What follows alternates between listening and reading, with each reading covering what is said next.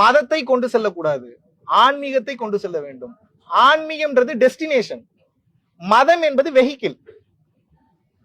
மதத்தை கொண்டு போவதுதான் தவறே தவிர ஆன்மீகத்தை நிச்சயமாக கொண்டு செல்ல வேண்டும். ஏன்னு சொல்ற, சிம்பிளா சொல்லிடுறேன். அறிவு தான் நீங்க பெருசுன்றீங்க, ஏத்துக்க, அறிவு தான் பெருசு. இப்போ ஓட்டை பிரிச்சு உள்ள இறங்குறது அறிவு தான், பிளான் பண்ணி கொள்ளையடிக்கிறது அறிவு தான், பிளான் பண்ணி ரேப் பண்றது அறிவு தான். அப்ப அறிவு சிறந்ததா, அறிவோட சேர்ந்த ஸ்பிரிச்சுவல் வேல்யூ சிறந்ததா? இதை செய்யக்கூடாது, அறம் சார்ந்து செய்ய வேண்டும், தர்மத்தின் வழியில் இருக்க வேண்டும், பிற உயிர்களை காயப்படுத்தக்கூடாது.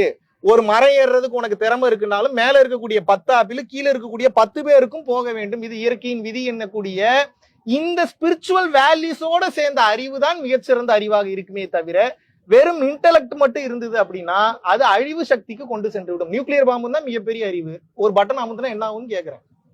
அப்புறம் அந்த பட்டனை அமுத்தக்கூடாதுன்ற அந்த வேல்யூஸ் தானே, அந்த எத்திக்ஸ் தானே வேல்யூ ஆகுது.